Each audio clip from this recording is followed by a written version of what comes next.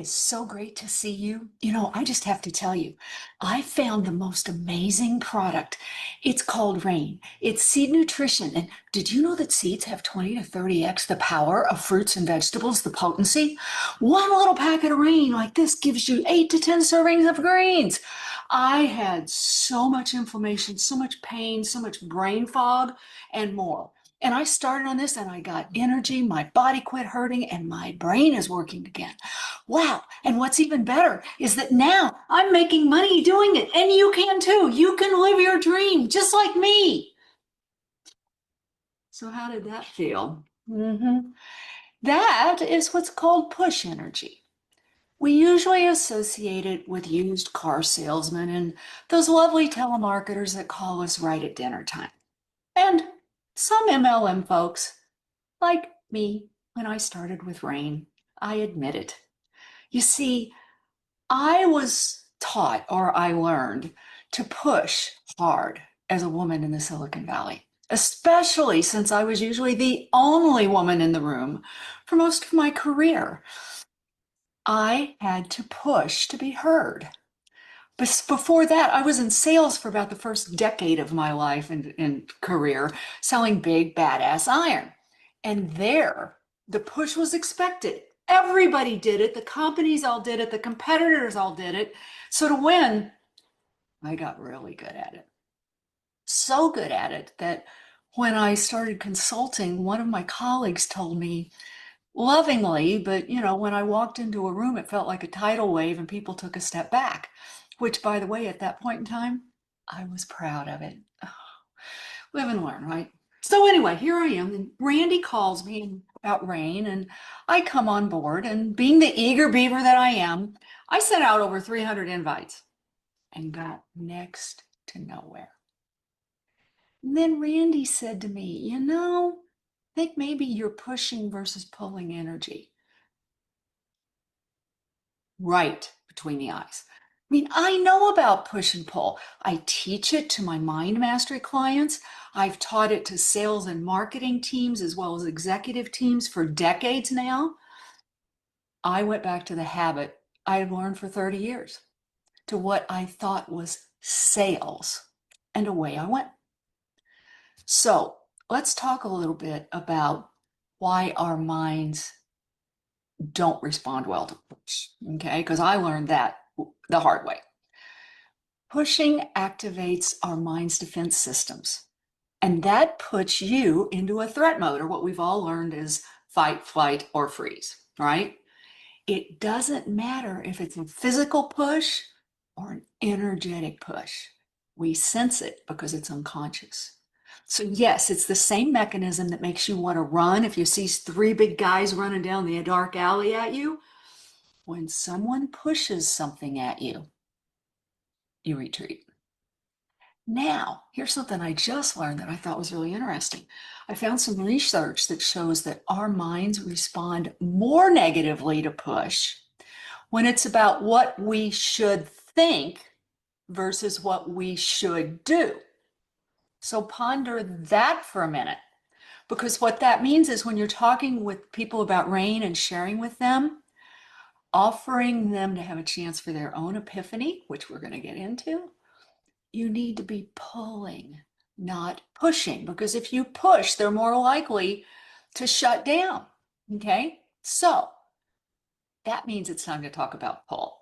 Now, pull activates your mind's reward systems. It's a big hit of dopamine, like Christmas for kids. So what's pull? Well, lovely Anne taught us a bit about pull a couple of weeks ago. Remember this question? If you could, what would you change in your world right now? That is a great pull question. And here's the thing, questions are the most powerful form of pull. They trigger a dopamine hit because their questions open people's minds and make them think you feel interested. They show that you're curious. And that also triggers the curiosity in the person you're talking to because they're curious about what you're thinking and why you asked. Curiosity is another path to an open mind, and questions create curiosity. Statements, on the other hand, aka push, narrow our minds into this teeny tiny sliver of focus. And the more you narrow it, the narrower it gets. Yes. So now think about your conversations with candidates and potential customers. Which would you prefer? Mind open or mind closed? It's pretty obvious, right? So let's take a look now let's look at and feel and talk about some of the different examples of pushing and pulling. First, let's talk about product conversations. Let's say you just met someone and they're asking you about the Rain products. You have choices, push or pull. So push would be, about all the low quality food we have right now. And, these seeds are 20 to 30x the potency of the fresh fruit or vegetables that they create. You can't eat enough to get this kind of nutrition because you can't find it. This is powerful, pure, organic nutrition. And what it does for our bodies, I have research from labs and you can see that. Okay, so that's push. Or you can pull. I'm curious. You asked me about the Rain products. May I ask a little bit more? Because I'm wondering, do you have something that you're not happy with about your health or nutrition and you'd like to address that, or are you just interested in general so I can give you the right information? Now, which do you think works? I'm not going to answer that. I'm going to let you guys decide. So now let's do a recruiting conversation, and I'm going to show you a really pushy recruiting conversation, all right? So here we go. This opportunity will change your life. You got to realize you can make money like you've never dreamed of without working hard at all. You can get rid of some of your gigs, but I can't sell. Don't worry, we have all the tools and you'll be great. You didn't hear me. I don't want to sell. Yes, you do. And you just don't know it. And I said the same thing. I didn't want to sell. That's pushy. It's beyond pushy, right? Now, let me show you pull. So, tell me about the life you dream about. What's your favorite picture of your best life? Can you paint it for me? I want to know more. See, now you're on a trusted path to a heartfelt conversation with opportunities to ask more questions that offer more insights from them. And the more insights you get, the more opportunities you have to ask questions that pull, right? Here's the bottom line. Every time you push into another person's energy or mental space, you threaten them. And believe me, Silicon Valley rebel, I was a master, all right? Every time, and by the way, we're talking about unconscious threats, okay? So the same thing works for everybody, for your friends, anyone. They either build a wall, right? They build a wall and ignore you, or they run away, either physically or mentally, or both, all right?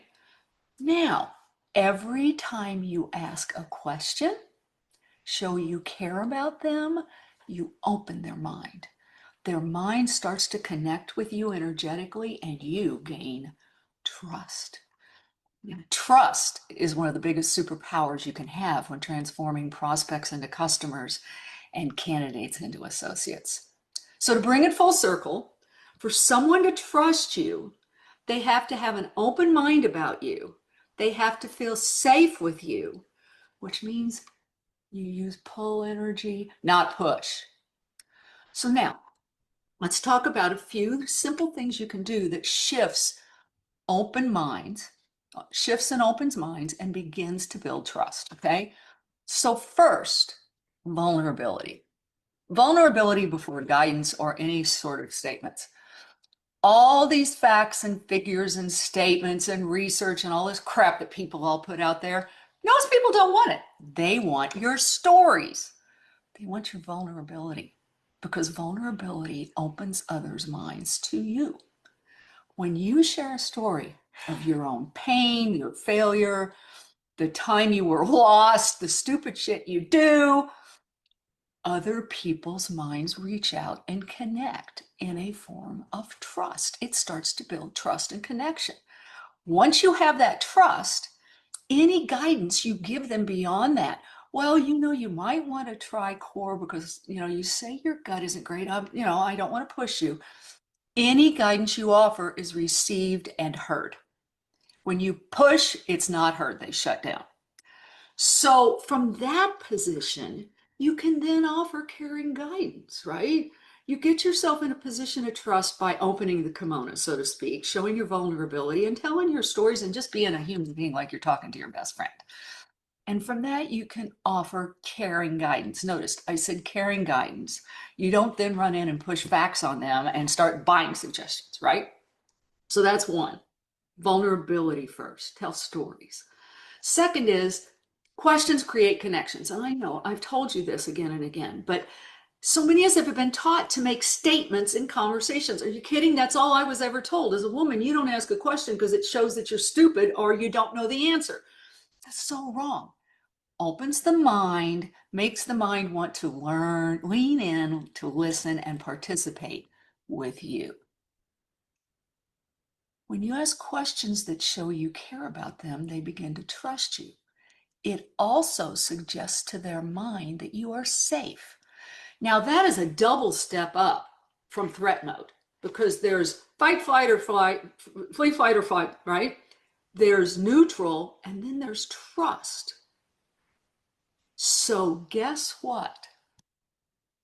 When you take that double step up by simply asking questions after being vulnerable, you just got to a very powerful place to be able to have a conversation. Now, here's the third thing I'm going to tell you about. And this one I used a lot when I was doing marketing for tech companies. Here's a strange thing. You know, all those lists we come up with. So we'll have like 10 things we're going to say that we'll put, in the right order, or we list lists of value and benefits or whatever, and we put them on websites and all of that. They push against our minds. Now, if you're in a safe conversation, your mind takes in the full power of maybe the first 3 things of those lists, right?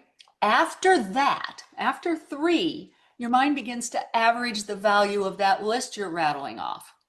So it senses push the more you go.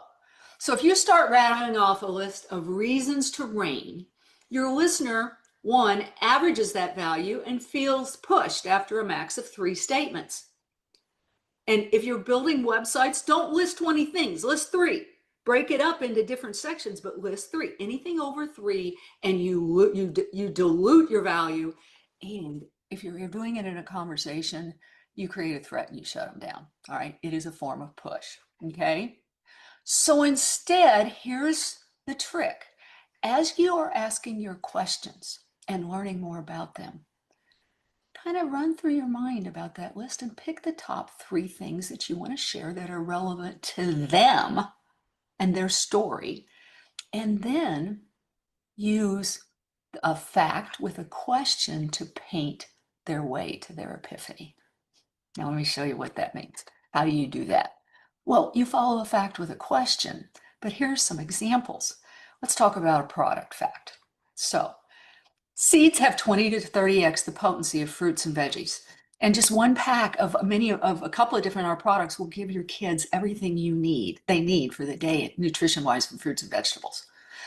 Now imagine, here comes the question, imagine knowing you and your kids are getting that kind of powerful nutrition every day without having to think about it, not having to worry about, did your kids eat lunch? Did they get any fruit? Have they eaten any vegetables? You know. See what I did? I used the fact, but then I opened out of it with a question to show them their epiphany, lead them to their nirvana of an experience, right? Now let's talk about candidates, and I'm going to take this one a little farther, right? You can make money with RAIN and get to run your own business. So think about this. Just think what it'd be like to have extra money to pay the bills, to have the time for your family and yourself. What would you do if you could live that life of freedom? Can you imagine it? What does it look like? What do you feel like? What do you see? I'd love to know. Here's the trick. If you can get them to talk about their sensory experience of their perfect time, you make an even stronger connection, okay? Because that connects to the unconscious mind and it's got a lot of power, okay? So now I know that that's a lot to think about, what I just gave you. Okay. So I'm going to give you 3 simple shifts to think about and begin to practice this week. Okay. So, number 1, instead of making a statement and telling them, always ask a question that matters to them. Make sure it's about them, and it'll matter to you too because you're getting more and more information and connecting deeper and deeper. Now, instead of planning your responses while they are talking, shut up, stop, and listen. Focus on them, not what you want to say next. We all have been trained to do this, right? We're all active talkers instead of active listeners. Active listening is not just a term, it's a way of life and a way of communicating that creates trusted relationships. So slow down and listen, and then ask the question from what they said, not what you have planned on your list. Okay? Then there's one other thing. Use your heart, not your head. When we speak from our hearts, others recognize it and they lean in. When we tell stories about ourselves instead of pushing facts and opportunities, people connect more deeply, see themselves in our experience. Okay? So, 1, instead of making a statement this week, always ask questions. Active listening, and then ask questions that are relevant and become a fascinated listener about them. Okay? And thirdly, use your heart, not your head. It's not in here. Connection comes from your heart, from your core, from that chakra. It is the way you connect into everything. Okay. Now, before I close, I want to share a funny little story about pull and push. All right. So I've spent the last few months focused on pulling energy into my heart using something called heart math. I've been connecting to the energy all around me, to source, and I've consciously worked with that energy in my heart around my health and my life, my business, my dreams, a lot about my health, connecting deep, more and more deeply. I've as part of that, I've mostly transformed my push habit, right? I've gotten more in, now that I'm in my heart, I'm in my pull and I'm in my flow. Now, how do I know it's mostly? Because I said it was mostly. Well, here's the funny story. You guys may have noticed over the last year that I have an eye twitch in my left eye, right? Doctors have told me for over a decade that it's nerve damage from my neural Lyme disease. It comes and goes, but it started to come back way more after I joined RAINN. And yes, I missed that hint. So as I moved back into my heart the last few months and began to pull energy, my eyes stopped twitching completely. Look at it. When I meditate, focus on my heart and joy, when I'm living in my connected flow, the twitch is gone. The twitch is gone. The nanosecond I lose that connection and step back into push, it starts fluttering like a hummingbird wing. So I now have my own personal push detector. I never expected that. And you know what? I can run, but I can't hide because Randy knows that now. And so you know what's going on with me just by looking at that eye. So now I'm going to wrap this up. Okay. We can easily feel the difference between push and pull. We can also learn how to use pull to our advantage in so many ways, in personal conversations and RAINN conversations. And learning to pull energy is also good for you because it'll give you more and more connection into the energy around us and into your heart. So this week, practice the 3 simple first steps I just shared, right? And then notice the difference in yourself and notice the difference in the folks you're speaking with, okay? And it's not hard, it was the 3 little steps, right? It was simple 3 steps. I'm going to give them to you again so everybody's got them, right? It's ask questions, right? It's ask questions versus making statements, right? It's active listening instead of planning your responses, actively listening to people, and it's speaking from your heart instead of your head, all right? After you do that and pay attention this week, then I have a really simple question for all of you to think about.